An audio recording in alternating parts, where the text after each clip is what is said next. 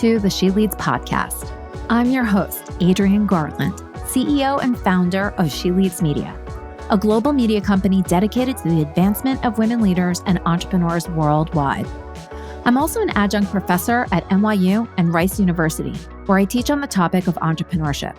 I'm a mom to two wonderful young men and married to my best friend from college. Join me each week as I dive into raw conversations with remarkable, uncompromising, and inspirational women entrepreneurs and leaders. My hope is that these conversations and their advice will encourage you to put yourself out there and gain the visibility that you and all women deserve. We're all about stripping away the sugar-coated conversations and moving boldly in the direction of our magnificent dreams.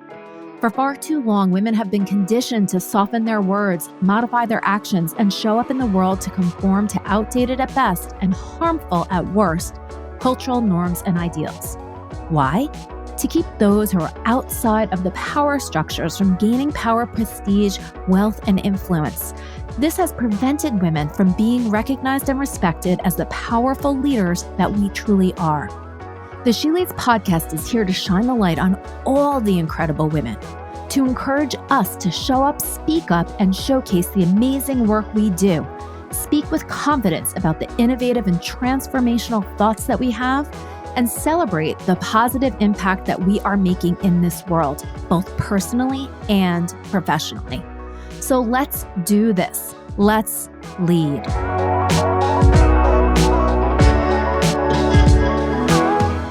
Hello, everybody, and welcome back to the She Leads podcast. Today's episode is brought to you by the She Leads Live 2024 conference. It's the conference for women and entrepreneurs and leaders, and it's taking place on October 18th and 19th in New York City. So if you haven't gotten your ticket, why not? Go out and get your tickets today. We cannot wait to see you there. And my guest today is very special because she is actually a speaker at the She Leads Live conference. We're excited to welcome Pam Jordan today to the She Leads podcast. She's the CEO of Pivot Business Group, and she's a no-nonsense financial expert and speaker who specializes in analyzing and streamlining the back end of fast-growing companies, as well as efficiently creating more profit and strategic growth. So we can all use Pam in our lives. Let's dive in. Welcome to the She Leads podcast, Pam. Thank you. I am thrilled to be here.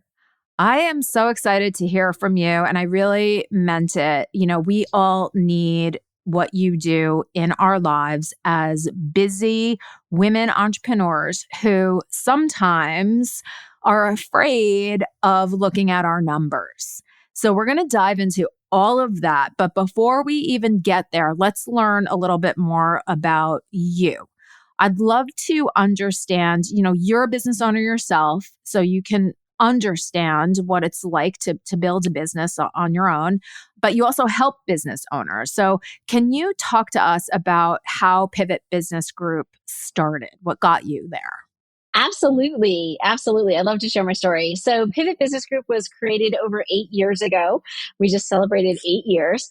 We started out as a fractional CFO firm, mostly because I was working for a general contractor in the construction industry, and he stopped paying attention to his numbers and he had to file bankruptcy.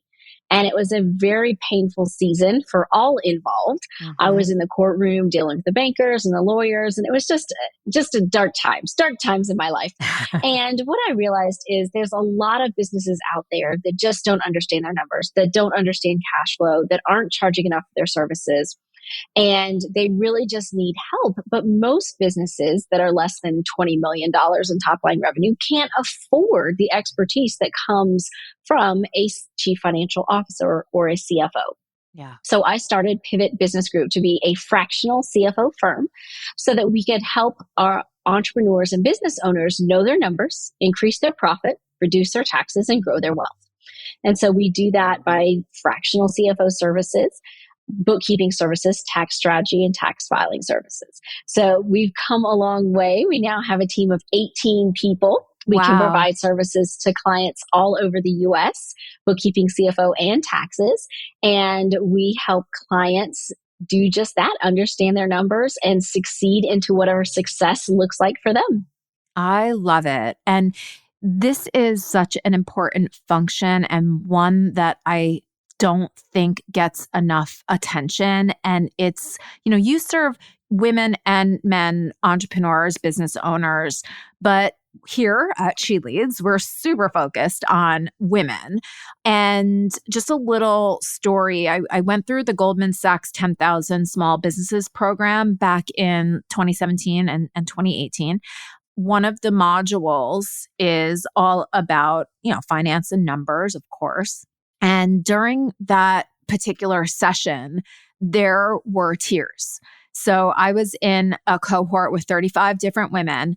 And some of the stories that we heard about some of these business owners and what they did to get capital and pay for it people took advantage of these women business owners with payday loans and things like that. So in addition to, maybe not having access to capital, maybe not understanding your numbers, there is so much shame that is associated with almost being ignorant, but also being desperate and, taking on these types of loans that you don't really know how fast that they can get you into trouble.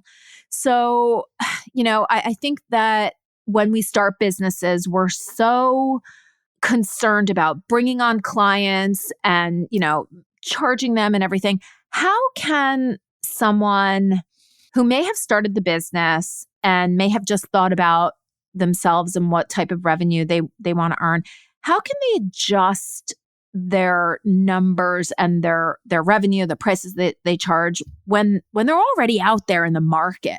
Because I think that's a hard thing to do. Yeah. And I think as female entrepreneurs, we typically underprice ourselves. We devalue ourselves in the marketplace. So the first thing is stop apologizing for charging people money for your service or product. And the second thing is whatever number you're putting out there, I guarantee you is too low and people will pay more. As women, I see this across the board. Women entrepreneurs do not charge enough for their services. They devalue themselves. If you compare them to a male-owned business, they're charging less. And so the first thing is to understand what your worth is. It's okay to charge money. For some reason, as women, I don't know if it's a nurturing thing, I don't know the psychology of it, but we do not value ourselves to the same level that men in the marketplace do. And that's just not fair. Yeah. We bring just as much value, if not more, to the marketplace, and we need to be charging accordingly. So whatever number you're starting with, stop apologizing and know it's not enough. Yeah. So what I would encourage you to do is just do a price increase and don't apologize for it. You are worth so much more. Oh, that's such good advice. I think sometimes women do tend to be super logical and practical. And so they almost add up what they can be sort of baking into their price. But I think that what they don't add in is the help that they need, the taxes that they need to put aside. So they think to themselves, $125 an hour or whatever it is, $125 an hour, $3,000 for this project, whatever. They're not going through and adding up all of the costs that go into that number. And so I think what could be helpful is, yes, 100% we need to, first of all, increase our prices and know our value. But secondly, what are some of those items that we can literally write down on a piece of paper and say, okay, I have to make sure that what I'm charging includes X, Y, Z? Yeah, absolutely. So cost accounting is the term for this in the accounting world that we talk about.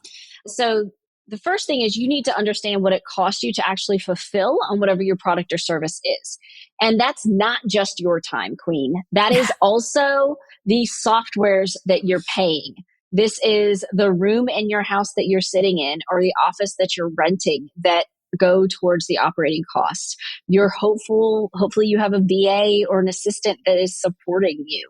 Any equipment that you have, any contractors that you outsource to, your marketing expense, all of those, your accounting software, your bookkeeper that you have, all of those business expenses need to go into whatever your costs are. Yeah. And then I also encourage business owners to look at the value, to focus on value pricing and the value that you bring to your audience. So step one is to understand, what does it cost for me to fulfill on this? So say, for example, you're a business coach and you have a program and you say, okay, well, for me to fulfill on it, it costs $100 a month with software and overhead and all those kind of things and my time. Well, first I'm going to say that's too low because you're worth more than $100 an hour. So stop, right? So let's say realistically, it's more like $300. So your program costs you $300 for your time, your administrative support time, your software, your rent, your bookkeeper, your advertising, any equipment that you have, travel, any of that. Say it's $300 per client to fulfill. Well, then you need to look at, what is the value that you're bringing to the client? What value are you bringing to the table? What effect are you having on them? Well, if your coaching is going, say you're a sales coach, if your sales coaching is going to help them bring in 2 new clients a month at $10,000, you are bringing $20,000 of value to your client. Yeah. Charging $500 and apologizing for it is embarrassing for you. Stop. Yeah. So understand the value that you're bringing to the client and charge for that. So as a CFO, I know the value that I bring. I'm $1,000 an hour. Wow. Minimum. Yeah. That's a starting point, because I can turn a deal that someone is coming to the table and will say, I'm changing the numbers a little bit just for Sure. NDA Privacy reasons, but yeah. Right. But I had a client that came to us that had an offer on the table to buy his company for $15 million. After our team did our work, we did our forecast, we did all the money voodoo that we do. He's now selling for $22 million. I added $7 million of value to him. Wow. As you can imagine, I charge him thousands of dollars a month. Yes. Thousands of dollars. And he will continue to pay thousands of dollars to us because of the value that we bring. And on a smaller scale, I've got a client, she's in the med spa space. I have a lot of clients in the med spa, IV drips, integrative health medicine kind of space. She's used to be a nurse practitioner, and now she's going out and starting this adventure, and she's undercharging significantly. And so we went and calculated how much does it actually cost for her in her concierge medicine to run a drip for someone or to have a drip party. Well, it was significantly more than she realized. And she was also charging significantly less than what the market was. Wow. And so we went in, and through our process, she needed to do a 55% price increase.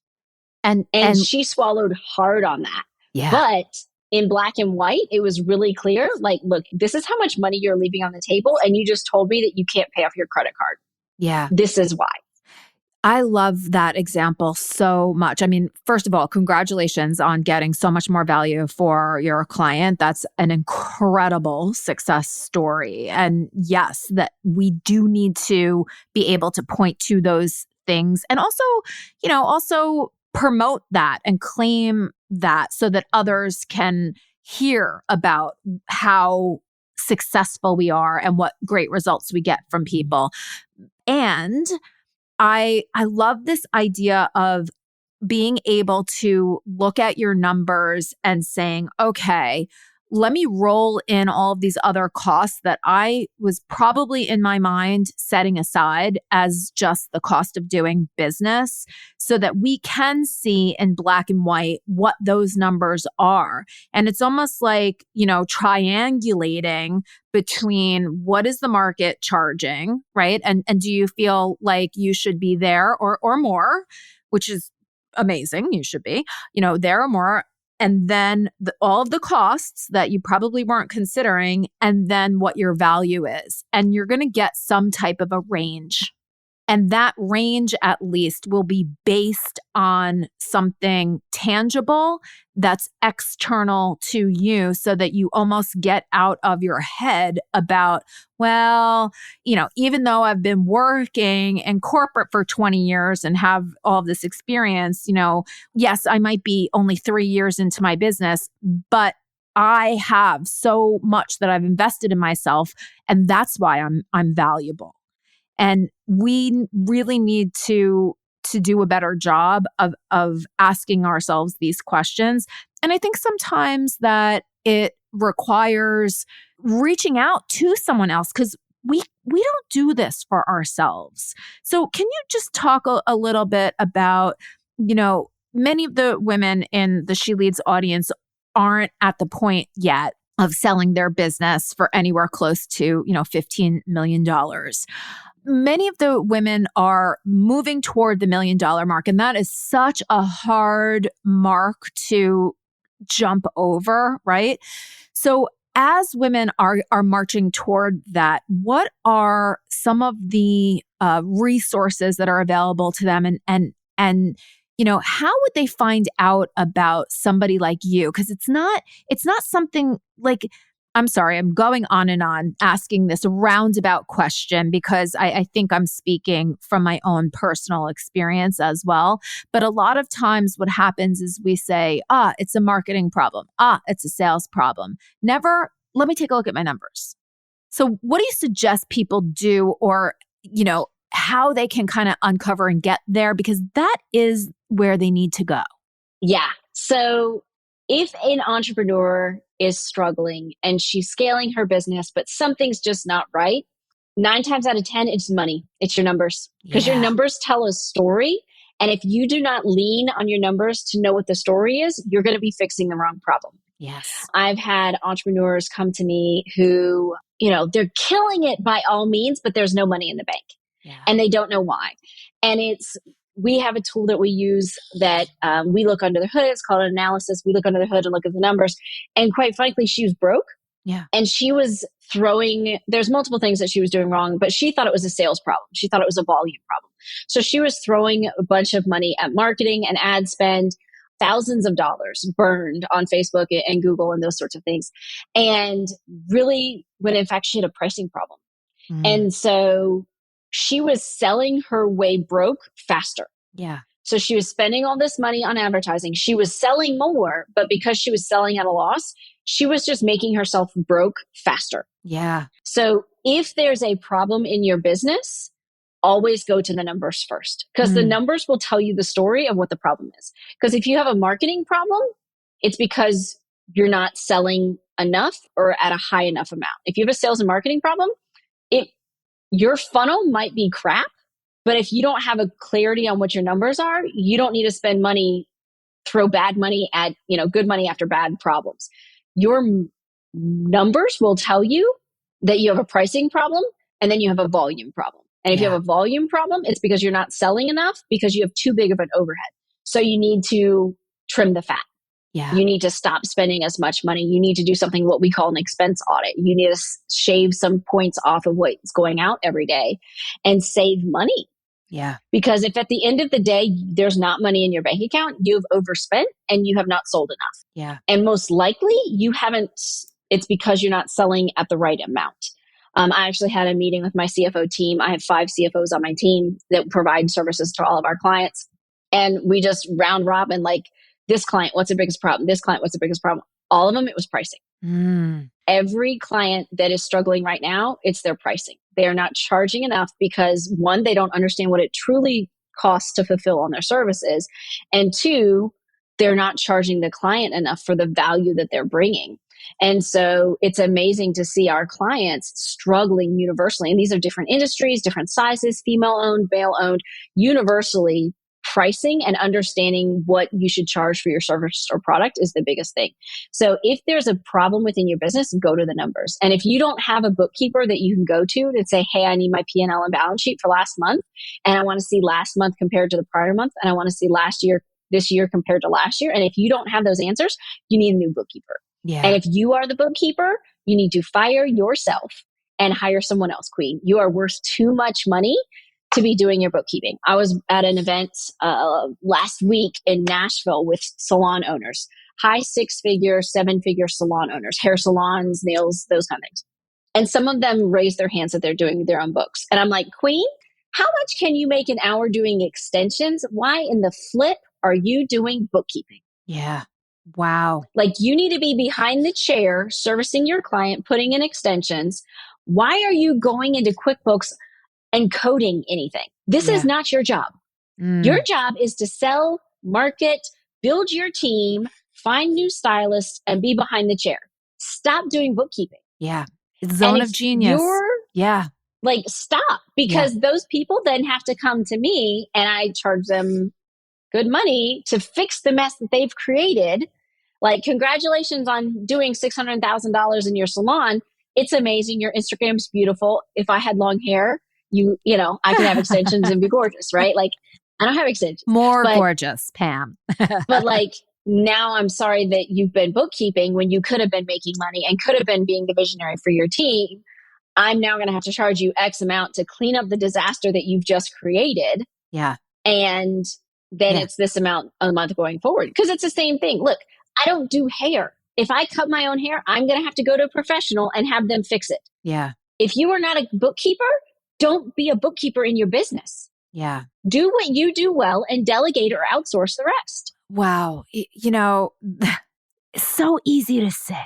So not just about bookkeeping, but about anything that's outside of one's zone of genius. And, I'm only speaking from a women business owner's perspective. I think we're so conditioned as we're coming up to do everything and to be responsible for everything that it's not familiar to outsource. And here's another thing that just goes back to what you said earlier.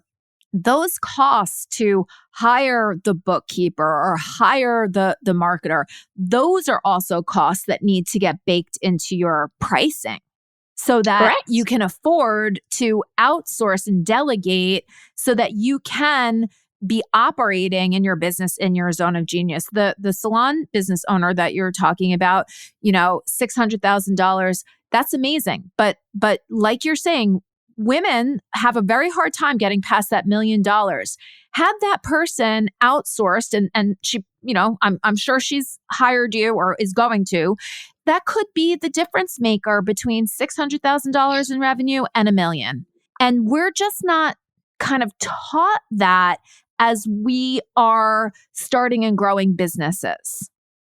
100%, because we start a business and we run the business the same way we run our life. Because as women and wives and moms, okay, we're the scheduler, the meal planner, the shopper, the sock finder, the put to bedder, the drive to the soccer practice, the make sure homework gets done, does the laundry, keeps up with the house.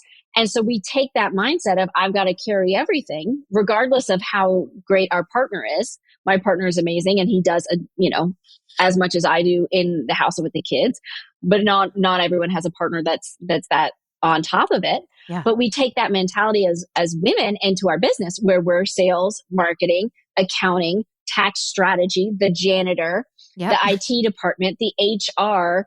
Somehow we're our own legal department writing contracts like we know what we're doing. Yeah. Right? Like, stop, queen. Ooh. Do what you do well. Because if you stop doing all of those jobs, that's how you get to $1 million. That's the answer. You want to be $1 million business? Stop doing it all. I feel, and you are talking directly to me.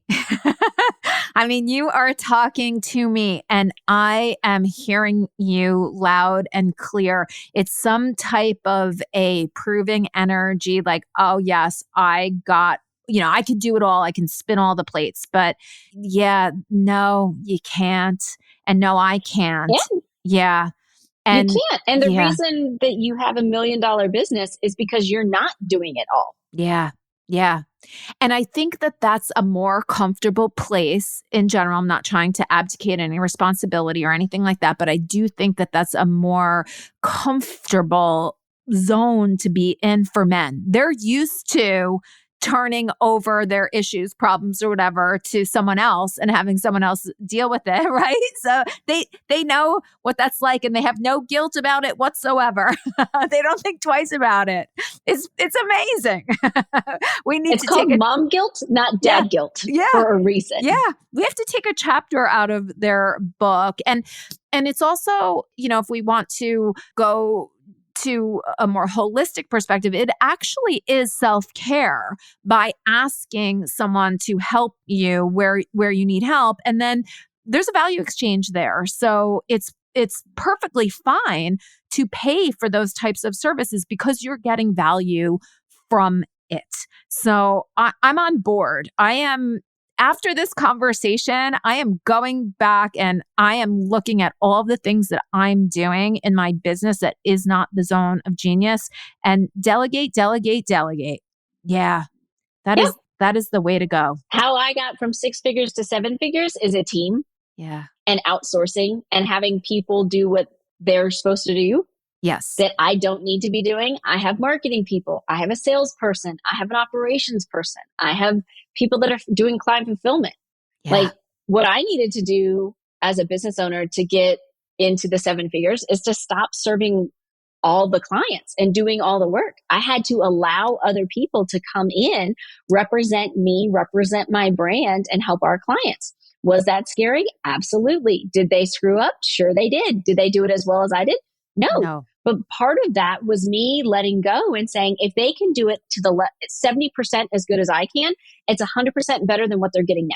Yeah. Oh, so good. This is the entrepreneurial trap that you're talking about, right? I mean, I don't know if you've read the E-Myth, but that's exactly, that's like exactly 100%. What this is all about. You have to stop baking the pies, or if you want to continue to bake the pies, then you bake the pies. This big. Yeah. Well, and also then you hire the other people that can grow the business so that you can continue to bake the pies if that's where your zone of genius is and where your love is. You can't be everything and you can't wear all the hats. And I think that that's such an important message, especially for women, because it is in our nature to do all of these things. So if you don't mind, like I would love to almost dive into some of the numbers and what they mean. So yes, we know that there is bookkeeping. You bring on a client, you send them an invoice, they pay you, right? And you have to pay expenses and all of that. But there are some financial documents, and this does not need to be complicated. There are some financial documents or at least dashboards of things that we should be looking at as business owners so that we know our numbers. Can you talk a little bit about what those key metrics are? Yeah, absolutely. So when it comes to successful money management for entrepreneurs, it's not about what you make, it's about what you keep. I want to say it again. It's not about what you make, it's about what you keep. Yes. You can be a $2 million company and broke, or you can be a $650,000 company and rolling in the money. I have clients that come to me at $8 million and they are broke. And I'm like, dude, you should go get a job. You could make more. Yeah. Right. Like I've got a client that came to me. She's doing right at about 5 and she's running at a negative $200,000 loss. I'm like, ooh. Okay, so now that you've mortgaged everything and you call them payday or, short-term, I call them crack loans. Yeah. Right. Like I've seen 90% interest on this, baloney deals. So you need to know, as far as metrics, it's important to know what your sales are. We do need to know what we've closed, what deals are coming in, because that lets us know what cash we have coming into us. Whether you're, using whatever merchant processor or whatever, you need to know what cash is coming in the door, which is directly related to your sales. So you need to know what your sales are. You need to know what cash you have coming in, and you need to know what cash you have on hand. Mm-hmm. What is actually in the bank, and then the next piece of that is, of what's in the bank, what is yours? Mm-hmm. Because you need to know what the next few weeks' bills or expenses are going to be. And so if you have a profit and loss or an income statement, also called a P&L, this should be able to tell you, this is what I've sold, these are what my expenses are. The net profit should be what cash you have. Is that exactly going to match what's in the bank? No, it's not, because there's lots of magical features like credit cards and debt and interest and taxes and those kind of things. But it's helpful for us to know, of the money that I have on hand, how much is someone else's and how much is mine. And what is yours, then you can make decisions on how to run your business. One tool that we use with our clients is called Profit First. It's a Yes. cash flow methodology written and created by Michalowicz. I am Profit First certified. All of my CFOs are Profit First certified. We can implement this strategy where you have multiple bank accounts. And it is a super helpful way for the typical amazing entrepreneur who's great at doing whatever they do. They're great at selling. They're great at helping people, and they're garbage at numbers. Have amazing numbers because all money comes into one bank account, and then by a percentage, amount goes into each different bank account. So that when you look at your bank account right now and you see $20,000 in there, you're like, whew, I'm good. Things are great. But then you're forgetting that your rent's coming out. Your Amex is due. Your subscription to that membership mastermind comes out next week. And oh, by the way, that's $2,500. And then, all these other bills, your Facebook ads are about to hit. So when you have multiple bank accounts, now when you pull up your bank account, total you have 20,000, but you see that 1,000 of it is in there for tax. You've got 2,000 for profit account, which is for you. You've got money in a payroll account so you can pay your contractors, but you actually only have $4,000 in your operating account, which means of the 20,000, only 4,000 of it can you do something with. So it's time to hustle because you've got bills that are coming due. Your credit card is coming up. You've got debt that you want to pay down. So that's a methodology that we use with a lot of our clients, whether they're just starting out or 20 million, to help them manage their cash. And it's a really good tool for entrepreneurs who aren't accountants. When I first read the book, I actually didn't like it because I was like, I'm an accountant. I can have a budget. I can stay within the lines of the numbers. And then I was like, oh, none of my clients can. Profit First is beautiful. Right? It makes so much sense for all of my clients. And so we've implemented Profit First with hundreds of businesses, and it's significantly helped them increase what they keep along with what they're making. And it also helps increase the value of the business. I love that so much. One of the people that has a podcast here on the She Leads Podcast Network, her name is Jennifer Dawn, and she too is certified in Profit First. And I actually had the pleasure so many years ago. I mean, I think this was in 2009. I was like 2009 of meeting Mike Michalowicz. I met him in person. He is such a dynamic individual and prolific author, incredible business person, all of that. But I have not implemented Profit First in my business, but I think that this is something that Adrienne is going to do. Following our conversation. It's time, queen. Yes, I feel very called out in such a good way. But one of the other things I love sort of about what you're saying in these different accounts, and it totally makes so much sense. One of the other things that I notice, and especially, my friends who are business owners and everything like that, and even I teach entrepreneurship to graduate and undergraduate students. And when we go through the P&L, I say to them, they'll sort of show me the numbers. We do the pitch deck and everything. And I say to them, well, what are you paying yourself? And they don't even think about including an expense to pay their salary. I'm like, where are you getting this money? How do you expect to continue to live in an apartment in New York City if you don't have any money? And if you're putting all of your time into this business, you can't go get another job. So it's always like an aha moment, like, oh gosh, I guess I have to pay myself more than, $10,000 a year because that's, 3 months rent in New York City. So how do you, I mean, and Profit First, I'm sure addresses this, but is that something that you see as well, that women business owners don't tend to pay themselves a salary? Yeah, a lot of the entrepreneurs that we work with are not paying themselves properly through their business and are paying themselves enough. Profit First does have a bank account called Owner's Comp, which is money for you as the owner. And there's a pretty large percentage of your money that's supposed to be going in there because as women, we are supporting, our households just like our, whatever our partner is in our scenario. You need to pay yourself because if you are running this business, this is your job. Yeah. Now, whether you should pay yourself through W-2 or through distributions or draws depends on how your company is legally set up and tax set up. And most of the entrepreneurs that come to us have the wrong legal and tax setup. They're overpaying in taxes because they have the wrong entity type because someone told them, oh, you should just be a sole proprietor. Oh, just be an LLC. You don't need to be on payroll. Or someone said, oh, yeah, you should be an S Corp. But then they don't actually pay themselves. So most of the time when people come to us, when they're sub $1 million in revenue, their entity structure is set up wrong and they're not paying themselves correctly. Wow. So some of them should be on payroll and aren't. Some of them are on payroll and shouldn't be. Some people are paying themselves a little bit of salary, but taking too much distribution. Some are paying a big salary and not enough distribution. So there's not a one size fits all for this answer.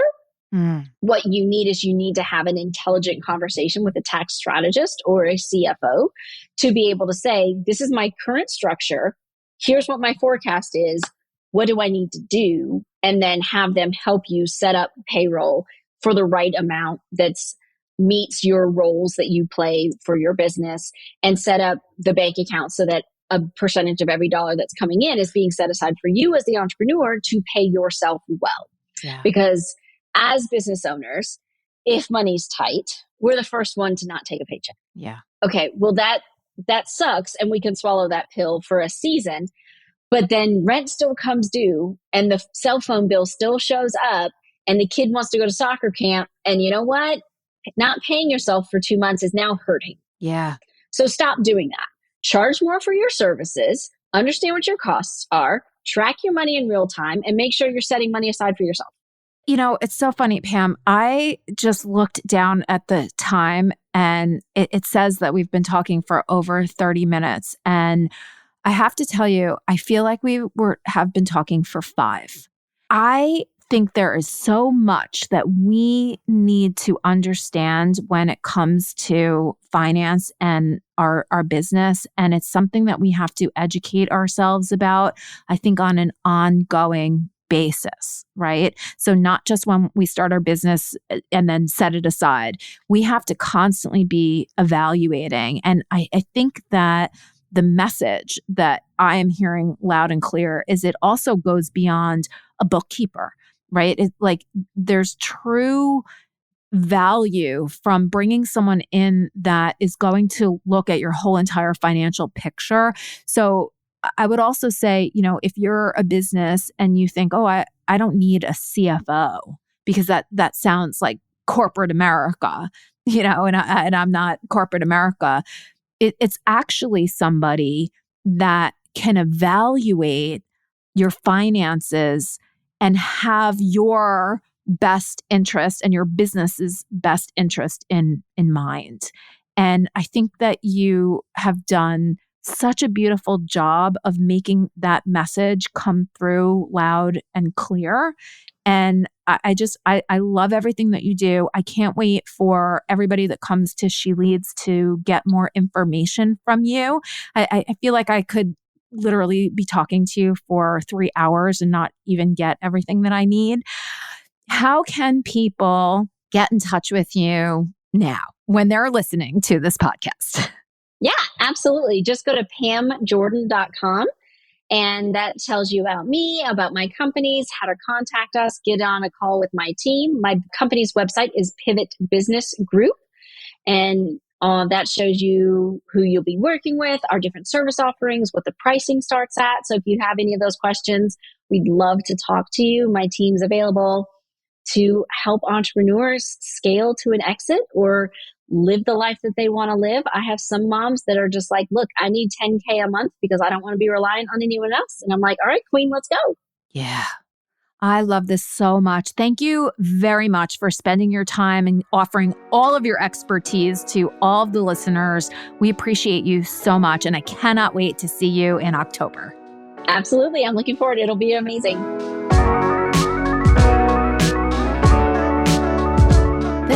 All of our episodes are brought to you by the She Leads Podcast Network, the podcast network for women, by women. Thanks so much for listening to the She Leads podcast. If you enjoyed this episode and you'd like to help support us, please share it with others, make a personalized post about what you took away on social media, and please leave us a rating and review on Apple Podcasts. This helps our guests and our show to continue to gain visibility and traction.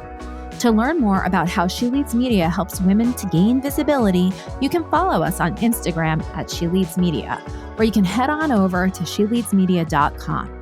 If you'd like to network with me and other amazing women, don't forget to join us each year for the She Leads Live conference. Thanks again, and we'll see you soon.